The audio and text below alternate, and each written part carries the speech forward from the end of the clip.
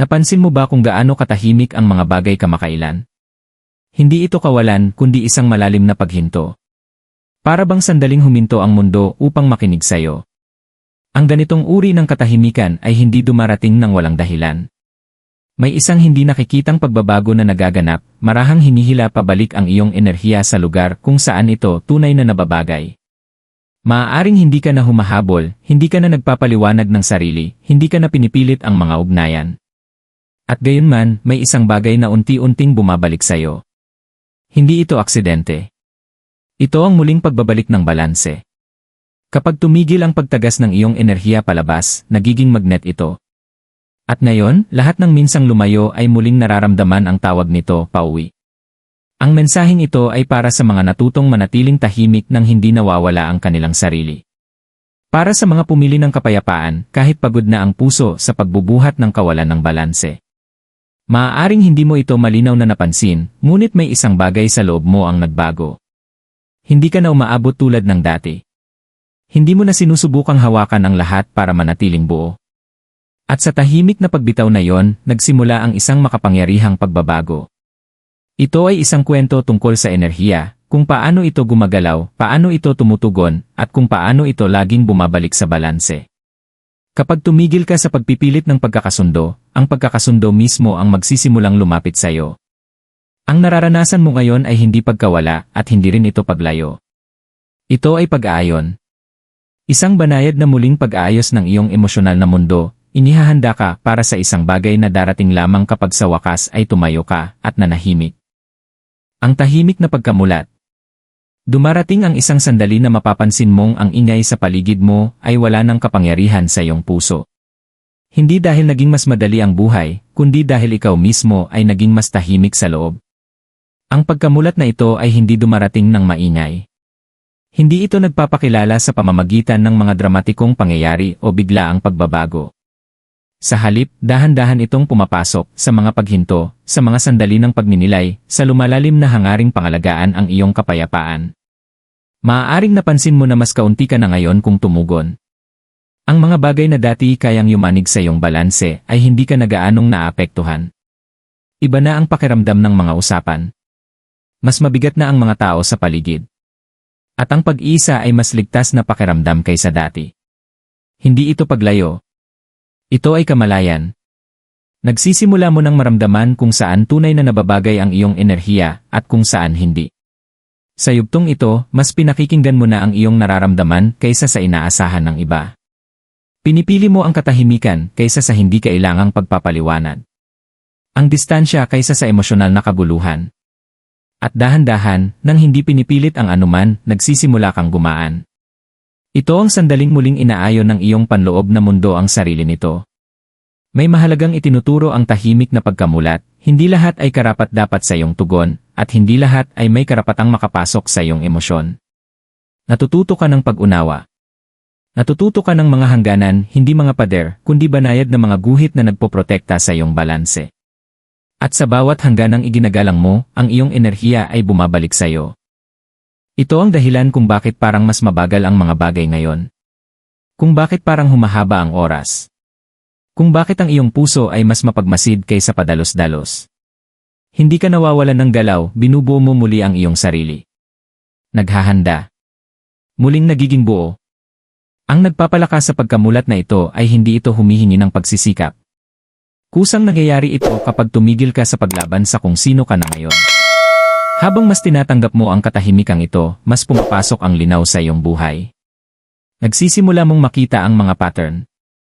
Nagsisimula mong maunawaan kung bakit kinailangang may mga bagay na mawala. At higit sa lahat, nagsisimula mong muling pagkatiwalaan ang iyong sarili. Ito ang simula. Ang sandaling tahimik at matiising muling binubuo ang balanse, nagsisimula mula sa loob. Ang di nakikitang hila. May isang puwersang hindi mo nakikita, ngunit dama mo ang tahimik nitong pagkilos sa paligid mo. Hindi ito nagmamadali. Hindi ito humihingi ng pansin. Kumikilos lamang ito, matatag at may layunin, hinihila pabalik sa iyo ang mga bagay. Ito ang di nakikitang hila na nagsisimula kapag ang iyong enerhiya ay tumigil sa pag-abot palabas at nagsimulang manahan sa loob. Maaaring mapansin mo ito muna sa mga banayad na paraan. Isang mensaheng hindi mo inaasahan. Isang pag-iisip tungkol sa taong matagal mo nang binitawan. Isang pamilyar na damdaming bumabalik, hindi na may sakit, kundi may linaw. Hindi ito mga aksidente. Kapag naging balanse ang iyong enerhiya, lumilikha ito ng isang senyales. At lahat ng minsang umayon dito ay muling nararamdaman ang tawag na yon. Ang nagbago ngayon ay ikaw. Noon, hinahabol mo ang pagkakasundo. Inaangkop mo ang sarili mo para mapanatili ang kapayapaan. Mas marami kang ibinibigay kaysa sa natatanggap, umaasang darating din ang balanse. Ngunit ngayon, hindi ka na tumatawag pabalik ng anuman. Nakatayo ka na lamang sa iyong katotohanan. At iyon ang dahilan kung bakit mas lumalakas ang hila. Nararamdaman ito ng mga tao kapag hindi ka na naghahanap ng pagpapatunay. Tumutugon ang mga sitwasyon kapag tumigil ka sa pagpipilit ng mga resulta. Kinikilala ng universo ang katahimikan bilang kahandaan. Ito ang dahilan kung bakit kusang bumabalik ang mga bagay, walang panghihikayat, walang pagsisikap. Ang enerhiya ay laging gumagalaw patungo sa pag-aayon. Ang hilang ito ay hindi tungkol sa pag-uulit ng nakaraan. Ito ay tungkol sa resolusyon. Sa mga hindi natapos na emosyonal na hibla na hinahanap ang kanilang lugar. May mga bagay na babalik para manatili. Ang iba naman ay babalik lamang upang maunawaan at tuluyang mapakawalan. Ano man ang dahilan, bumabalik sila dahil ang iyong enerhiya ngayon ay sapat na ang tatag upang harapin sila nang hindi mo nawawala ang iyong sarili. Maaaring makaramdam ka rin ng mga sandali ng emosyonal na bigat, mga panahong malinaw mong namamalayan ang iyong presensya, ang iyong impluensya, ang iyong tahimik na lakas. Hindi ito ego. Ito ay pagkilala sa sarili. Nagsisimula mo nang maunawaan na kapag tumigil ka sa basta-bastang pagbibigay ng iyong enerhiya, nagiging mahalaga ito. Nagiging magnet ito. Pinakamabisa ang di nakikitang hila kapag pinagkakatiwalaan mo ito. Kapag hindi mo kinukwestiyon kung bakit nangyayari ang mga bagay, kundi pinagmamasdan mo lamang. Sapagkat ang yugtong ito ay hindi tungkol sa pagkilos, ito ay tungkol sa pagpapahintulot. Pagpapahintulot na bumalik ang balanse. Pagpapahintulot na ikaw ang piliin ng pagkakasundo. At habang lalo pang lumalakas ang hila, isang katotohanan ang nagiging malinaw, ang anumang nakatakdang umayon sa iyo ay laging hahanap ng paraan upang bumalik, kapag handa ka nang tanggapin ito nang hindi mo na muling isinusuko ang iyong sarili. Emosyonal na pagbabago at pagkamulat. Sa isang punto, mapapansin mong ang iyong mga emosyon ay hindi na nauuna sa iyo. Mas mabagal na silang kumikilos ngayon, mas sinasadya, para bang humihingi muna ng pahintulot bago magsalita. Ito ang emosyonal na pagbabago, ang sandaling tumitigil ka sa basta-bastang pagtugon at nagsisimula kang umunawa. Hindi ito dramatiko sa pakiramdam. Sa katunayan, tahimik lang. Halos karaniwan. Ngunit binabago nito ang lahat. Maaaring mapagtanto mo na hindi mo na kailangang ipaliwanag ang iyong nararamdaman sa mga taong hindi naman talaga nakinig. Hindi mo na rin nararamdaman ang pagkakasala sa pagpili ng distansya kaysa sa patuloy na hindi komportable. At hindi mo na napagkakamalan ang pagtitiis bilang pagsasakripisyo ng sarili. Ang pagkamulat na ito ay hindi nagpapatigas ng iyong puso, pinapino nito. Natututuhan mo ang pagkakaiba ng empatya at emosyonal na pagkapagod. Sa yugtong ito, maaaring bumalik ang mga alaala, hindi upang saktan ka, kundi upang turuan ka. Iba na ang tingin mo sa mga nakaraan ngayon. Nakikita mo kung saan ka sobra ang binigay, kung saan ka masyadong matagal na nahimik, kung saan ka umasa na magbabago ang iba sa halip na igalang ang sarili mong pangangailangan. At sa halip na sisihin ang sarili, nag-aalok ka ng pag-unawa. Kadalasan, nagsisimula ang paglago sa pagpapatawad, lalo na sa iyong sarili. Mayroon ding bagong pakiramdam ng emosyonal na katatagan na unti-unting nabubuo. Mas kaunti ka nang hinihila ng panlabas na pagpapatunay at mas nakaugat ka na sa sarili mong katotohanan. Ang iyong kaligayahan ay hindi na nakasalalay sa kung paano ka tratuhin ng iba. Nakaangkla na ito sa kung paano mo tratuhin ang iyong sarili. Ang pagkamulat na ito ay nagdadala ng kapayapaan, hindi kasabikan, hindi bugso ng damdamin, kundi isang bagay na mas malalim at pamatagalan. Nauunawaan mo na ngayon na ang balanse ay hindi tungkol sa pagpapakomportable sa lahat. Ito ay tungkol sa pananatiling tapat sa kung sino ka. At sa unang pagkakataon, tumitigil ka na sa pagkwestiyon kung sobra ba o kulang ang iyong nararamdaman. Naroon lamang sila at sapat na yon. Pinapahintulutan ka ng emosyonal na pagbabagong ito na manatiling kalmado sa mga sitwasyong dati kayang lamunin ka. Nakikinig ka ng hindi sinisipsip. Nagmamalasakit ka ng hindi nagbubuhat. At nagmamahal ka ng hindi nawawala ang iyong sarili. Ito ang pagiging ganap. Ito ang lakas na ipinapahayag ng marahan. Ang nagpapalakas sa pagkamulat na ito ay hindi na ito maaaring baligtarin. Kapag malinaw mo nang nakita ang iyong halaga, hindi mo na ito maaaring hindi makita. Ang iyong enerhiya ay humahimlay sa isang bagong ritmo, matatag, nakasentro, at hindi matinag. At mula sa lugar na ito ng linaw, ang lahat ng susunod ay nagsisimulang umayon ng mas natural. Punto ng pagliko. Ang punto ng pagliko ay hindi dumarating ng maingay o nagmamadali. Tahimik itong sumusulpot, kadalasang hindi agad napapansin, parang isang banayad na pagbabago ng direksyon na nagiging malinaw lamang kapag lumingon ka na. Ito ang sandaling tumitigil ka sa paglaban sa kung ano ang naroon, at nagsisimula kang magtiwala sa kung ano ang unti-unting nabubuo. Hindi dahil nasa iyo na ang lahat ng sagot, kundi dahil hindi mo na sila kailangan.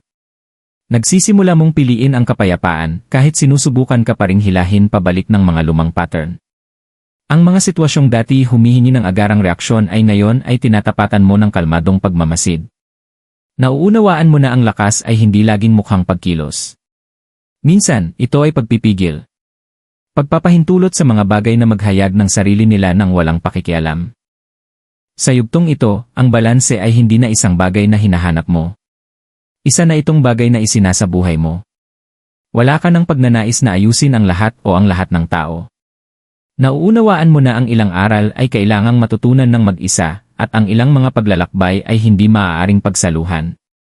Ang kamalayang ito ang nagpapalaya sa iyo mula sa emosyonal na responsibilidad na hindi mo naman kailanman kailangang pasanin. Mayroon ding makapangyarihang pagbabago sa paraan ng pagtugon mo sa kawalan ng katiyakan.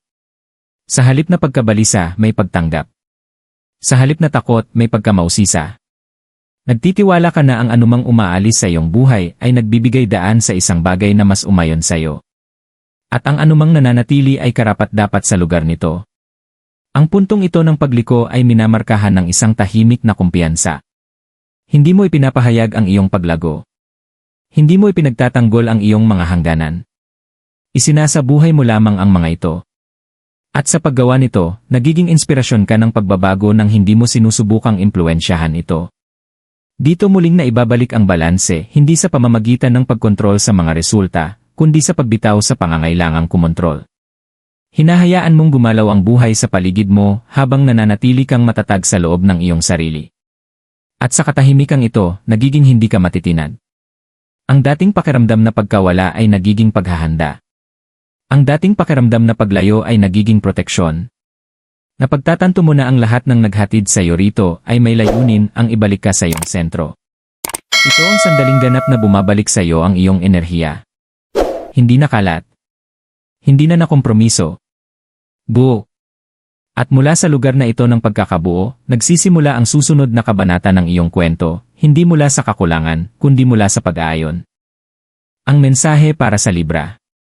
Ang bahaging ito ng kwento ay direktang nagsasalita sa puso ng enerhiyang Libra, ang bahaging naghahangad ng pagkakasundo, katarungan, at emosyonal na balanse sa mundong madalas ay tila hindi pantay. Matagal mo nang dala ang likas na kamalayan sa iba, ang kakayahang damhin kung ano ang kailangan nila, at ang pag-aangkop ng sarili upang mapanatili ang kapayapaan. Ngunit ang yugtong ito ng iyong buhay ay may ibang hinihiling sa iyo. Hinahamon ka nitong isama ang iyong sarili sa balanse na matagal mo nang ibinibigay sa iba. Ang nararanasan mo ngayon ay hindi pagkawala ng koneksyon, kundi ang pagpino nito. Ang iyong enerhiya ay nagiging mas mapili, mas sinasadya. Natututuhan mo na ang pagkakasundo ay hindi nangangailangan ng pagsasakripisyo ng sarili. Ang tunay na balanse ay kapwa. At kapag hindi ito ganoon, kusa itong dahan-dahang nawawala. Bilang isang Libra, palaging banayad ang iyong lakas. Nakaapekto ka sa pamamagitan ng presensya, ng kalmadong pag-unawa, ng emosyonal na katalinuhan. Ngunit kapag nasusobrahan ang paggamit sa regalong ito, maaari ka nitong maubos. Ang kabanatang ito ay tungkol sa pagbawi ng kapangyarihang iyon, pagpapahintulot sa iyong enerhiya na bumalik sa iyo, sa halip na palaging dumadaloy palabas.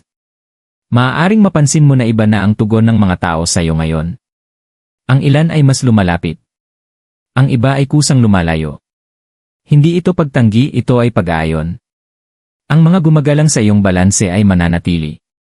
Ang mga umaasa sa iyong kawalan ng balanse ay natural na mawawala. Ang mensaheng ito ay paalala na ang iyong kapayapaan ay hindi na pag-uusapan.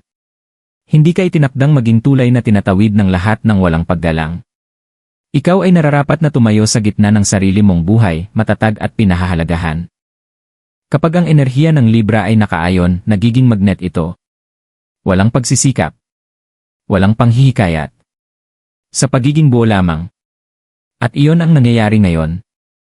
Muling inaayos ang iyong emosyonal na mundo. Hinahanap ng iyong panloob na timbangan ang tunay nitong sentro. Magtiwala sa yugtong ito. Magtiwala sa katahimikan. Magtiwala sa distansyang tila hindi pamilyar.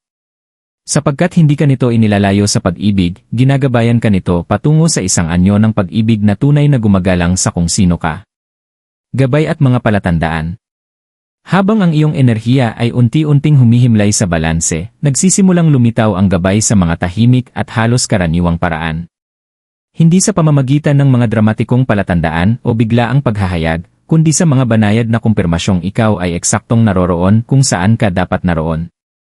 Isang pakiramdam ng katahimikan matapos gumawa ng mahirap na desisyon. Isang ginhawang na darama kapag pinili mo ang pahinga kaysa sa obligasyon.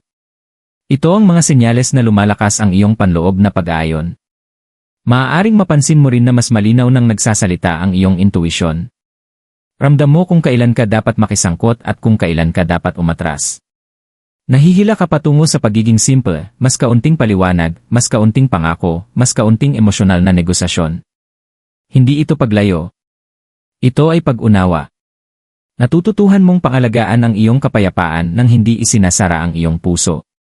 Bigyang pansin ang mga sandaling kusa lamang na umaayon ang mga bagay. Kapag tapat ang mga usapan. Kapag komportable ang katahimikan. Kapag ang distansya ay hindi na mabigat sa pakiramdam. Ito ang mga palatandaang ang iyong enerhiya ay gumagalaw ng kaayon ng sarili nito. Ang gabay ay lumilitaw din sa pamamagitan ng pag-uulit. Mga kaisipang banayad na bumabalik. Mga damdaming humihiling na kilalanin sa halip na iwasan. Hindi ito upang lamunin ka. Mga paanyaya ang mga ito na makinig, magnilay at magtiwala. Kapag may kawalan ng katiyakan, salubungin ito ng may pagtitiyaga. Hindi mo kailangang madaliin ang linaw. Ibinubunyag ng balanse ang sarili nito kapag binigyan ng espasyo. At habang mas iginagalang mo ang likas mong ritmo, mas tumutugon ang buhay ng may gaan. Ang kabanatang ito ay hindi tungkol sa paggawa ng mas marami. Ito ay tungkol sa paggawa ng mas kaunti at paggawa nito ng may layunin. Pagpili sa mga bagay na nagpapalusog sa iyo. Pagbitaw sa mga bagay na umuubos sa iyo. Pagpapahintulot sa iyong enerhiya na dumaloy kung saan ito pinahahalagahan at ibinabalik. Magtiwala sa kung ano ang matatag. Magtiwala sa kung ano ang nananatili ng walang pagsisikap.